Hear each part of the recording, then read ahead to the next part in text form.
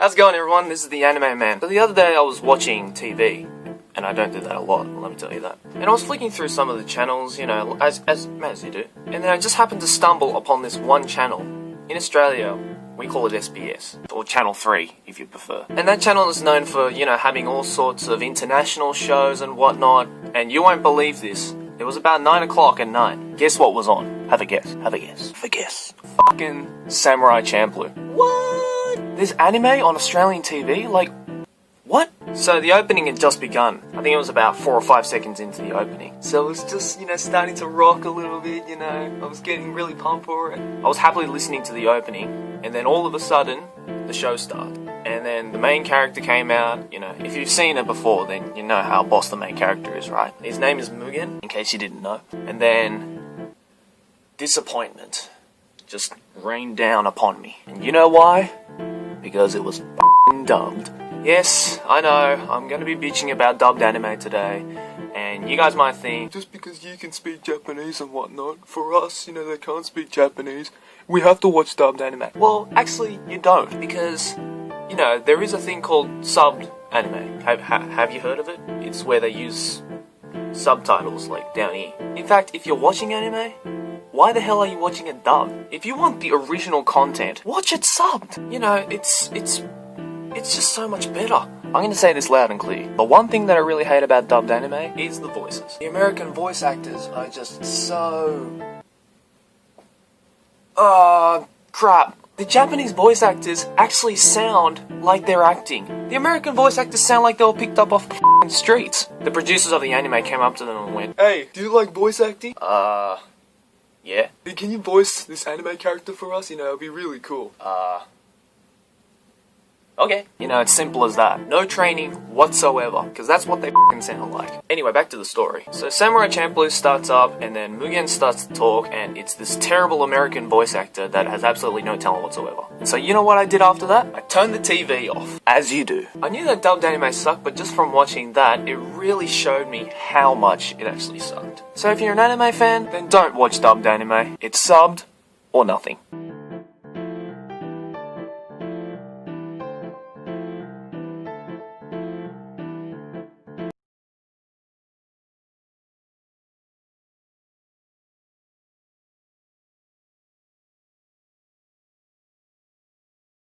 How's it going, everyone? This is the Anime Man. So, with the start of the new anime season, summer 2013, we know now that the spring 2013 anime season has officially finished. Done and dusted. All the 12 to 13 episode series are now completely finished. By the way, do you like my new hat? I think I'm going to start wearing these kinds of beanies now to kind of identify myself on YouTube, you know? There's too many personalities out there. Wait, I don't even consider myself a YouTube personality. So I was getting a bit cocky there. Anyways, so now that the 2013 anime season has finished, I decided it was appropriate for me to give you my overall thoughts on the season. Now, overall, I thought it was a very good season. You know, there isn't many to compare it to. I mean, I don't really like comparing seasons to seasons, because I mean, all seasons are equally as good. But this season, I think, especially bringing out some really interesting and unique series. Now, if you haven't watched any from spring 2013, so between April and July of this year, then I suggest you go watch some of them before continuing on with this video, because, you know, there are spoilers. So I think it's right for me to highlight some particularly good series from this season. Now, obviously, the greatest that came out from this season has to be Shingeki no Kyojin. I mean, come on, that was just beyond words. Now, I have read some of the manga, but only up to the point of, I think it was around the 9th or the 10th episode of the anime. And I think up to date, the next episode is the 13th or the 14th episode, and it's a 26 episode series. Thank God for that. And when that came out, that was a storm to remember. I mean, the animation for the opening is just, whoa, that is just amazing. And the story itself as well is brilliant. It is a very, very well thought out story. And I actually learnt an interesting fact about Shingeki no Kyojin. The original author of the manga, Isoyama Hajime, was only 23 years old when he wrote Shingeki no Kyojin. That's only a couple of years older than me. Like, that's fucked. You are truly a genius, Isoyama Sensei. Now, if you don't know what sensei means, then you probably haven't been watching enough anime. Now, the second series that I like to point out is a series that not everybody watched, but I think definitely deserves some credit. And that is Dansai Bunri no Kurai Meiji. Now, I don't know why people didn't watch this series, because I thought it was absolutely fantastic. I mean, the story was very unique.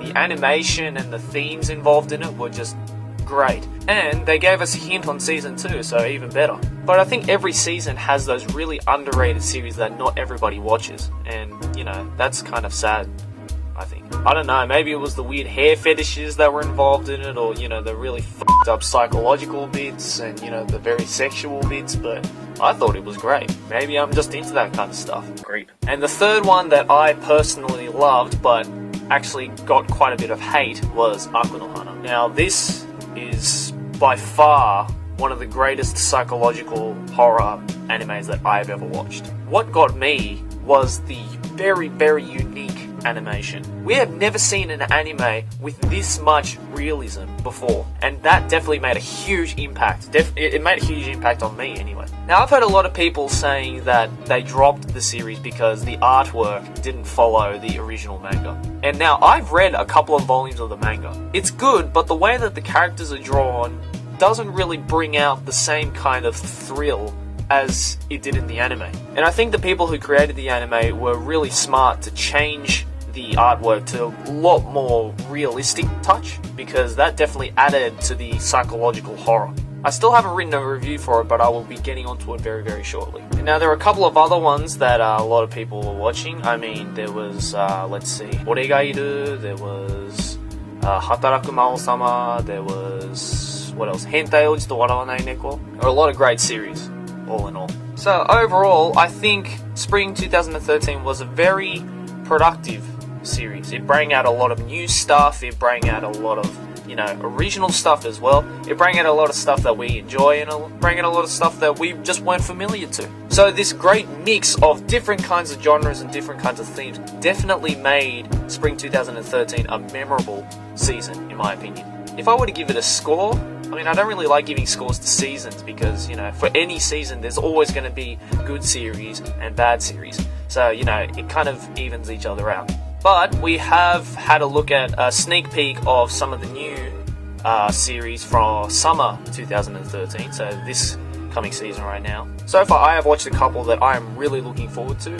There's Kami-sama no Inai Nichiyoubi, there's Inu to Hasami wa Tsukai yo, there's Senyu Season 2.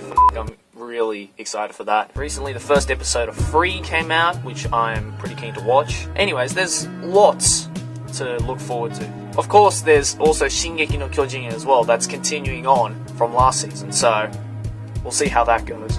Anyways, like I said, if you haven't watched any seasons from Spring 2013, then go and check it out right now, especially the ones that I mentioned in this video, because they are really, really good.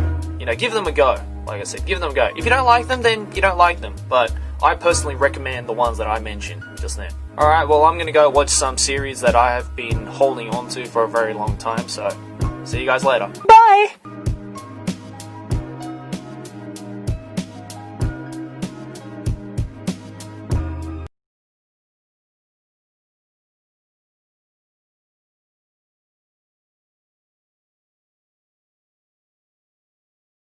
Hey, how's it going, everyone? This is the Anime Man. Now that the summer 2013 anime season has begun, I thought it would be appropriate to make a first impressions video on the season so far, even though I usually wouldn't do it yet.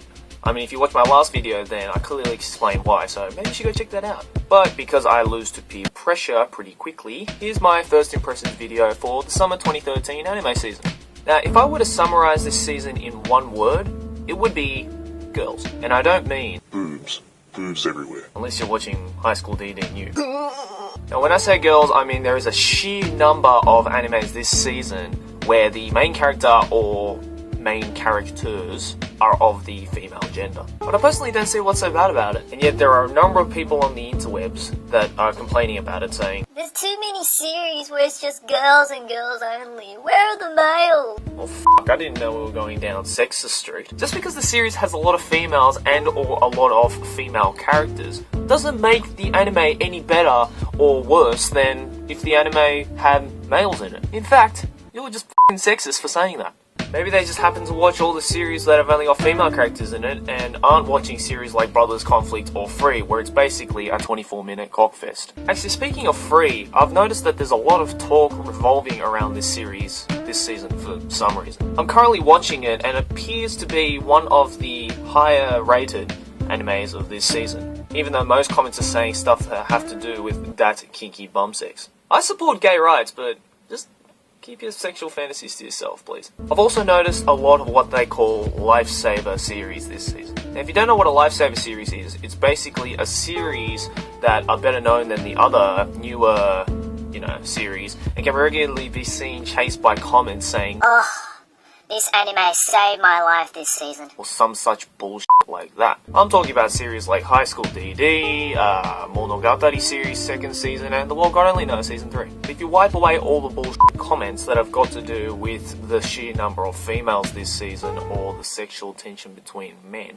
then there's still a heap of good series to watch this season. If you're not watching Danganronpa, Watamote, Senyu Season 2, and or Kamisama no Inai Nichiyobi, then you are missing out. I've put a list of the series that I'm currently watching down in the description box below, so check that out. And just because I haven't got a particular series that you're watching right now, doesn't mean that you have to stop watching it right now. Personally, I don't have enough time to watch everything this season. I mean, I've got a social life too. I've got friends. Nah, just kidding. Otakus don't have social lives. So overall, it's a bit difficult to give a rating to this season so far because, it's a bit early. But tell me what you think about the summer 2013 anime season in the comments below. And keep watching anime. Ja ne!